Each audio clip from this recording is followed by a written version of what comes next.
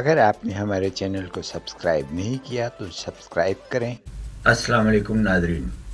میں ہوں عطا محمد تبسم اور اپنے ولاگ کے ساتھ حاضر خدمت ہوں۔ کل مولانا فضل الرحمان نے اس بات کی پول کھول دی کہ عمران خان کی حکومت کو گرانے اور پی ڈی ایم کو لانے میں اسٹیبلشمنٹ کا ہاتھ تھا۔ انہوں نے واضح طور پہ کہا کہ اس کے پیچھے بازو تھے۔ الیکشن ہوئے ہیں، اسٹیبلشمنٹ نے کرائے ہیں، انہوں نے نتیجے بنائے ہیں، انہوں نے جی بس پیسے لیے ہیں، رشوتیں لی ہیں، اربوں اربوں رشوتیں انہوں نے کمائی ہیں۔ کہنے والے کہتے ہیں کہ مولانا اس وقت غصے اور صدمے کی کیفیت میں ہے اور وہ ہر چینل کو اور ہر اینکر سے ملاقات کر رہے ہیں اور اس میں انٹرویو کے اندر اسٹیبلشمنٹ کو جو مورد الزام ٹھہرا رہے ہیں۔ حالانکہ پہلے یہی مولانا تھے جو صوبہ سرحد میں اسٹیبلشمنٹ کی بنیاد پہ پی ٹی آئی کے جو جیتی ہوئی نشستیں تھیں ان پہ بھی ان کو شکست دے رہے تھے اور جیت رہے تھے۔ اس وقت مولانا خوش تھے اور مولانا پی ڈی ایم کی حمایت کرتے تھے۔ تو کل جو ہے وہ مولانا نے اس بات کا انکشاف کیا کہ پی ڈی ایم کو جو بنانے اور ایم کو بنانے، پی ڈی ایم کو دوبارہ اس بات پہ آمادہ کرنے کہ وہ آئیں اور سیاست کے اندر داخل ہوں اور عمران کی حکومت کو گرائیں اور اس کے خلاف تحریک عدم اعتماد لائیں، اس کے اندر باجوہ تھے اور باجوہ نے سب کو بٹھا کر اس بات کی جو ہے تائید حاصل کی کہ وہ سب مل کے چلیں گے اور انہیں حکومت دلائی جائے گی۔ تو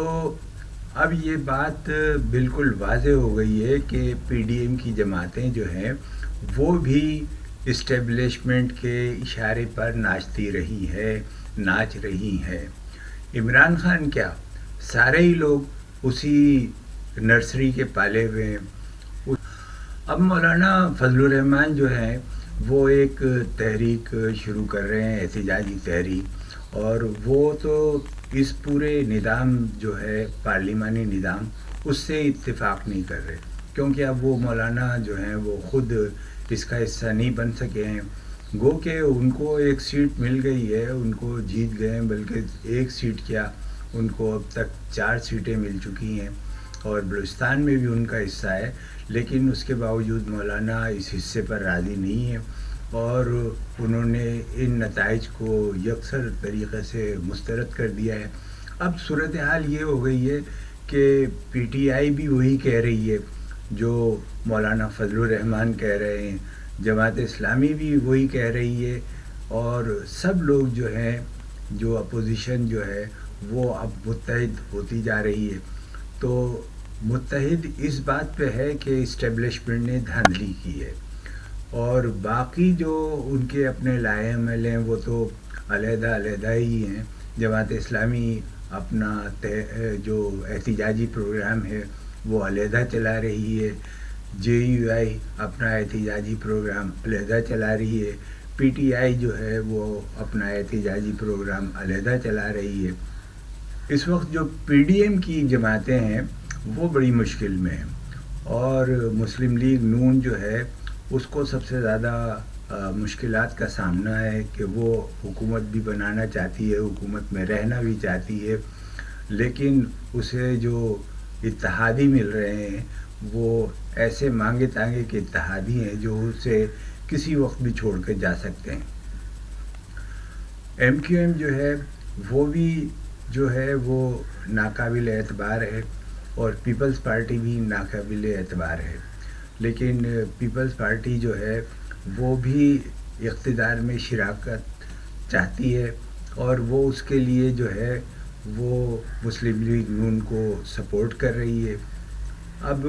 جے یو آئی کے رہنما جس طرح کے بیانات دے رہے ہیں، جس طرح کے ٹویٹر کے اوپر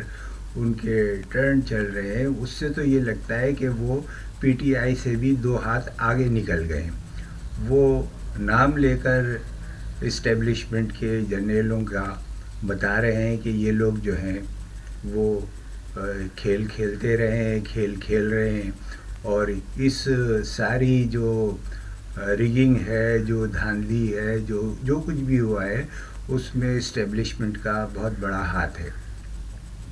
تو اسٹیبلشمنٹ اب پاکستان ہی میں نہیں بلکہ پوری دنیا میں جو ہے وہ بری طرح سے بدنام ہو گئی ہے.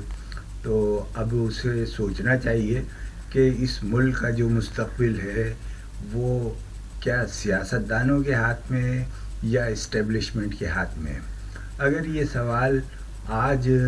اس سوال کا جواب نہیں ملا، اگر آج اس سوال کو حل نہیں کیا گیا اور اس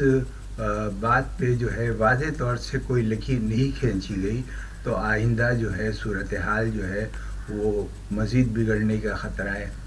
گو یہ جو آنے والی حکومت ہے اس کو ابھی سے شدید مشکلات کا سامنا کرنا پڑ رہا ہے. IMF جو ہے اس کی شرائط کڑی ہیں. کل گیس پہ 69% جو ہے وہ اس کے ٹیرف میں انکریز کیا گیا ہے. اسی طرح سے آنے والے وقت میں پیٹرول اور دیگر اشیاء پہ بھی قیمتیں بڑھائی جائیں گی، اور ایسا لگ رہا ہے کہ آئندہ جو بھی حکومت ہوگی وہ جو ہے وہ پائیدار حکومت نہیں ہوگی، زیادہ عرصے چلنے والی حکومت نہیں ہوگی، اور اس کی مدت جو ہے وہ 5-6 ماہ سے زیادہ نہیں ہوگی. PTI کے لوگ بھی جو ہیں وہ اپنی تحریک کو اور اپنے احتجاج کو آگے بڑھا رہے ہیں. کل بشرا بیوی سے جو ملاقات ہوئی ہے اس میں بھی جو لوگوں کی رائے سامنے آئی ہے اور لوگوں کے کامنٹس سامنے آئے ہیں اس سے اندازہ ہوتا ہے کہ اسٹیبلشمنٹ جو ہے وہ پورے معاملے کے اندر پوری طرح سے شریک ہے، اور اب اس طرح کے اقدامات کیے جا رہے ہیں جن سے کہ نہ صرف عوام میں غم و غصہ بڑھ رہا ہے بلکہ نوجوانوں کی بڑی تعداد بھی اس پورے پارلیمانی نظام سے متنفر ہوتی جا رہی ہے. تو سوچنا چاہیے حکومت کو اور ان اسٹیبلشمنٹ کے لوگوں کو کہ کیا پاکستان جو ہے اسی طریقے سے چلتا رہے گا، اس ملک کے اندر کیا یہی حالات رہیں گے، اور کیا یہاں کوئی تبدیلی ممکن نہیں ہے. آیا انتخابات کے ذریعے بھی اگر تبدیلی ممکن نہیں رہی تو پھر کون سا ذریعہ ہوگا جو اس ملک میں تبدیلی لے کر آئے گا. یہی ایک سوال ہے جو سب کے سامنے ہے.